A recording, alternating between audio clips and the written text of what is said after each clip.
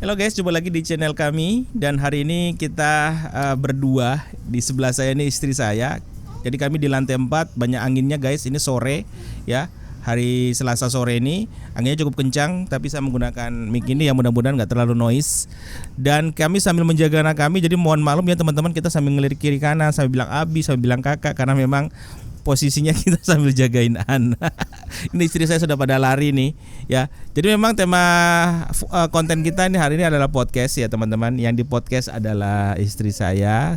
Ini dia bidadari dunia saya, insya Allah dia bidadari surga ya. Insya Allah. Amin ya. Jadi teman-teman, kita sedikit sharing aja tentang pengalaman kami dengan kondisi anak kami yang kami harus datang ke Jakarta dari tahun 2016. Kita udah di sini untuk mengobati 2017 ya Maya, untuk mengobati anak kami. Tentunya kalau di saat ditanya gimana perasaannya, mungkin saya nanya ke istri saya dulu. Gimana Ma perasaannya Ma? Ya sedih lah, namanya kita orang tua, ibu baru, nggak ada yang ngomong, jadi kayak kita sedih banget aja gitu. Iya sedih pasti ya teman-teman. Saya pun merasakan hal yang sama. Apalagi kakak Arya ini di belakang saya ini adalah anak pertama saya ya. Allah kasih dia kelebihan ya, keistimewaan ya, yang menurut orang memang itu sesuatu yang istilahnya berat ya, tapi ya itu harus kita jalani ya Maya. Iya benar banget. Ya Ma, kita dapat ujian seperti ini, banyak yang bilang kok mama tegar banget, ayahnya kok tegar banget. Kira-kira apa yang ada di pikiran mama untuk bisa mengendalikan hatinya dengan keadaan seperti ini? Cara ngendaliinnya berguru sama Avatar. Emang anime? Enggak. Jadi waktu itu kan ceritanya Arya tuh di perawatan. Jadi saya harus mau nggak mau, saya ini orangnya ansos, nggak, kurang suka bersosialisasi lah istilahnya. Cuma waktu itu entah kenapa tuh kayak pengen cerita-cerita aja sama ibu-ibu sekitar. Jadi saya sempat ketemu satu ibu, dia dari Padang. Saya tanya-tanya, ibu anaknya sakit apa gitu. Ya dalam pikiran saya kan yang namanya orang sakit jantung, serangan jantung gitu kan. Cuma ternyata pas sampai sini, masya Allah banyak sekali jenis sakit jantungnya anak, jenisnya banyak Maya. Dan ternyata itu tuh kayak bisa kena anak-anak, nggak kena orang dewasa yang udah tua bangkotan aja nggak gitu loh, bisa kena anak-anak juga, bayi ya, seperti anak kita kan bayi. Waktu itu kan ketawanya dari bayi banget, baru lahir udah langsung ketahuan gitu. Nah jadi habis itu dia cerita, saya tanyain, ibu dari mana? Dia bilang dari Padang. Sudah berapa lama di sini? Tahu nggak dia bilang apa? Sudah 9 bulan dia di Jakarta ngerawatin anaknya, ngurusin anaknya. Tuh. Saya bilang ya Allah, saya di sini 3 hari aja udah nangis terus mau pulang gitu kan. Gimana dia yang istilahnya udah ninggalin. Dia punya anak juga di Padang gitu kan. Ada adeknya si kakak kan yang dirawat di sini kan kakaknya. Ada adiknya di sana yang masih kecil gitu, yang ditinggalin demi ngerawatin kakaknya gitu. Saya cerita lagi sama ibu yang lain. Pokoknya mereka itu luar biasa sekali, dan apa ya, itu jadi kayak obat buat saya juga gitu. Jadi kayak bukan bersyukur dengan kondisi orang lain atau bersyukur dengan sakitnya anak saya, enggak, tapi kayak lebih ya Allah, ternyata ada yang lebih susah, ada yang lebih istilahnya, ada yang lebih parah lah daripada kita, ada yang lebih ya begitulah daripada kita gitu kan, ternyata musibahnya gitu. Jadi ya dari situ saya mulai kuat, ayo bisa yuk. Saya lihat suami saya tuh kayak orang ini kok kayak nggak nangis, nggak sedih, nggak apa, tapi ternyata di balik itu semua tuh dia yang kayak hancur juga gitu dia. Cuma kan namanya laki-laki, jadi kayak lebih kelihatan strong aja gitu. Padahal ya ternyata kita berdua nih sama-sama hancur di dalam, anak pertama gitu kan posisinya gitu deh. Iya, kalau kita ya sebagai suami atau sebagai ayah ya sebisa mungkin kita tidak menunjukkan sikap sedih kita, karena nanti kalau saya sedih ya istri saya juga ikut sedih. Yang intinya sih kalau dalam pikiran saya sebagai seorang suami ya inilah istilahnya berkah rahmat dari Allah titipkan buat kita. Dan terutama kita yang beragama muslim kan yakin bahwa semakin kita beriman, semakin kita taat kepada Allah, di saat itulah kita akan diuji. Dan ujian kita ya melalui anak ya. Dan ini saya yakin bahwa ini ujian dari Allah ya Kak ya. Ya seperti itu. Yang penting ya kita orang tuanya harus kuat, karena kalau kita sedih, kita terbawa suasana terus, nanti anak kita juga akan terpengaruh ya. Tapi kalau kita terima apa adanya, tapi ikhtiar tetap, berdoa tetap, ikhtiarnya tetap, insya Allah anaknya juga semangat untuk bisa sembuh seperti itu. Ya Maya. Waktu itu juga sempat ada suster di sini juga luar biasa sekali, mereka tuh dalam support kita gitu kan, karena mungkin susternya juga ngelihat, wah ibu ini nangis terus setiap hari jengukin anaknya tuh nangis saya terus, pokoknya udah mukanya udah sampai nggak karuan lah pokoknya tuh. Apalagi waktu itu yang paling sedih itu ketika kita kan teman-teman anak kami tuh pertama dirawat tidak boleh dibesuk seenaknya ya, jadi ada jam besuknya dan itu cuma berapa menit Maya? Setengah jam. Teman-teman bisa bayangin anak pertama ya diberi waktu cuma 30 menit, dan saat kita mau pergi itu ada ekspresi dia yang seakan-akan mengatakan, ayah jangan pergi dulu, masih kangen. Nah itu itu saya di dalam, sebenarnya ayah nangis kok. Ayah di kamar mandi ayah nangis ya. Saya namanya Saya baru tahu. ya namanya kita laki-laki ya, kita cari tempat spot yang ya kita cari spot yang pas buat mencurahkan itu. Tapi ya saya yakin Allah pasti akan memberikan yang terbaik waktu itu. Dan memang sih teman-teman pengaruh ini ya pengaruh lingkungan sekitar ya. Jadi kita dari daerah tuh emang sedihnya minta ampun ya Allah. Ternyata di sini banyak teman gitu kan. Jadi kita saling menguatkan. Apalagi ada satu suster dia bilang gini, Bapak sama Ibu harus yakin kalau seandainya Bapak Ibu ngerasa ujian Bapak Ibu lebih berat daripada orang lain, Bapak Ibu harus percaya kalau Allah itu percaya. Bapak Ibu lebih kuat daripada orang lain. Itu yang sampai sekarang tertanam di kepala saya, kalau kita kena ujian terus kita ngerasa kok orang lain enak banget hidupnya gitu kan, lempeng-lempeng aja gitu, ternyata jadi Allah itu percaya kalau kita tuh bisa, kita mampu. Kan ada hadis atau apa ya, Mama juga kurang ngerti.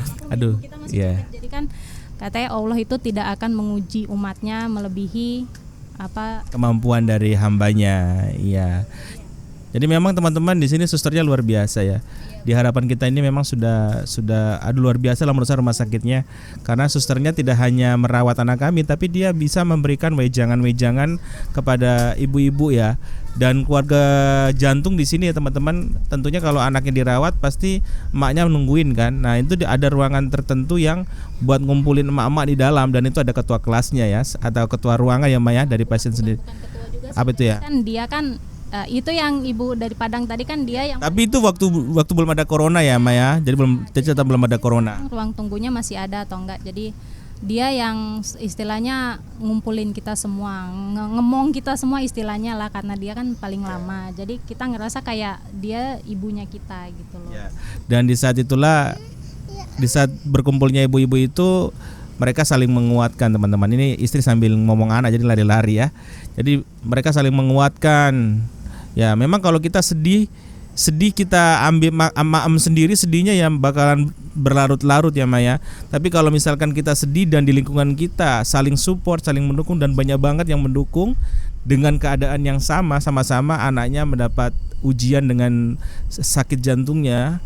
Nah itu saling support, di situ kesedihan berganti menjadi hiburan. Agak mencair gitulah. Karena saya kan waktu itu, karena saya mikir dia harus dijaga terus, jadi saya nginep 1 malam di sana. Itu bercanda, benar-benar bercanda gitu loh. Akhirnya kita kayak seneng lagi, happy lagi. Saya kirain mereka bakal sedih-sedih semua, ternyata orangnya happy-happy banget gitu loh. Dari Sabang sampai Merauke ada semua, jadi saling bercanda. Asik aja. Tapi selama kita menunggu dulu ya, waktu awal-awal ya kita menunggu itu, ada satu hal yang paling bikin kita deg-degan apa Mah? Ya shock banget waktu itu. Itu kode-kode itu Mah ya. Jadi kan kalau yang nonton drama Korea pasti ngerti nih. Jadi kan biasa ada pengumuman kode blue itu kan, kode biru gitu kan. Itu kan darurat banget tuh. Jadi setiap ada pengumuman kode blue itu kita kayak waduh. Apalagi kalau dibilang dari ruangan 2608 itu kamarnya anak kita. Itu kan satu kamar diisi 4 orang, 4 bayi gitu kan. Wah, kita langsung udah kaki lemas, udah keringat dingin. Ini siapa nih? Maksudnya yang darurat nih siapa? Tapi alhamdulillah anak kita aman-aman selalu, terus yang seruangan sama kita aman-aman selalu sih. Ya, jadi kode biru itu istilahnya kode darurat itu diumumkan lewat ini ya ruangan. Jadi semua ruangan ada speakernya. Jadi kayak di pesawat itu tundang dunding kode biru begitu ya. Kode biru itu teman-teman. Aduh kita siapa nih yang lagi kritis gitu loh. Awalnya kita nggak ngerti. Cuma kok kayak setiap ada pengumuman itu kok kayak semuanya langsung panik. Ini kenapa gitu? Oh ternyata ya Allah gitu ya. Ada keadaan darurat lah istilahnya lah. Terus juga waktu itu ada kejadian. Waktu malam itu kan saya masih nginep sama ibu-ibu. Terus ada ibu satu ini happy banget, pokoknya bawaannya happy karena anaknya itu habis operasi, pindah ruang IW, terus bakal pindah ke ruang perawatan. Jadi perawatan itu istilahnya sudah aman lah ya, lumayan aman lah gitu. Sudah tinggal tunggu pulang gitu kan. Cuma dia belum dapat ruangan perawatan. Jadi masih di IW. Dan ternyata besoknya Allah lebih sayang sama bayi itu. Jadi pas kita masuk mau jenguk anak, pas bayinya diambil sama Allah. Ya Allah, itu saya sama ayahnya langsung kaki udah lemes banget. Kita udah ya Allah, semalam dia baik-baik aja, udah tinggal pindah perawatan. Tinggal pindah loh, cuma belum ada ruangannya. Dan ternyata Allah sayang sama anak itu. Jadi ya udahlah, saya masih kebayang-bayang muka mamanya yang malam kita masih bercanda, masih istilahnya masih masih happy aja. Kita gangguin dia juga karena kan dia happy banget, anaknya udah mau pindah perawatan, udah bakal tidur bareng. Maksudnya kan selama ini kan nggak dikelon, nggak diapa gitu kan, akhirnya bisa dipeluk, bisa dikelon, bisa bobo bareng gitu kan. Ya ternyata Allah lebih sayang sama adik kecil itu gitu. Iya memang ayah juga masih ingat sih itu, kasihan ibunya ya. Tapi ya namanya takdir Allah yang sudah atur, kadang sudah sempurna. Ternyata seperti itu kenyataannya. Jadi ya gimana ini ya teman-teman, gimana nggak jantung nggak spot juga kami yang jaga, karena memang posisinya anak kami itu dioperasi bukan bagaimana, tapi dada itu dibelah memang ya. Ya jadi masih ya posisinya memang seperti itu ya, tergantung juga sih ada yang tapi kalau anak kami sendiri seperti itu dan sebagian besar seperti itu, namanya tindakan operasi ya. Satu hal yang sisi positif yang bisa saya rasakan sampai detiknya adalah dengan ujian ini kita akan merasa kita akan lebih dekat sama Allah ya Maya. Ya biasanya kita sholatnya bolong-bolong, tapi kalau sudah seperti ini kita lebih berserah dirilah sama Allah ya.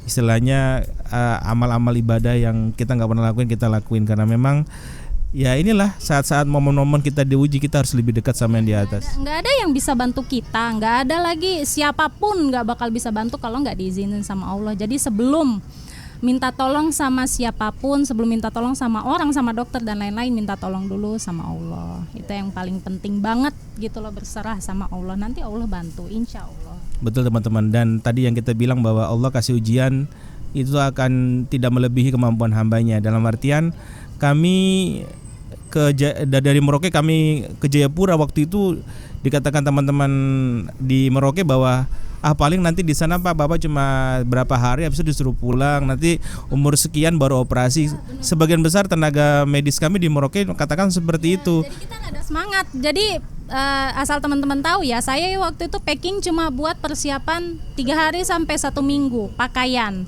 Dan di Jayapura itu pakaian kita habis, saya sampai Jakarta itu harus nge-laundry semua. Berapa lama Mak kita Jayapura? 1 minggu, karena waktu itu nunggu ngurus pesawat. Enggak, 1 minggu pas. 1 mingguan ya. Iya, jadi kami bawa pakaian 1 minggu, terus uang saku kami pun terbatas teman-teman, terbatas banget ya. Karena memang saya asumsikan cuma seminggu doang, habis itu pulang kan, jadi sudah pas-pas lah untuk kita pulang. Tapi ternyata dari Jayapura itu langsung dikasih 2 pilihan Maya. Ya.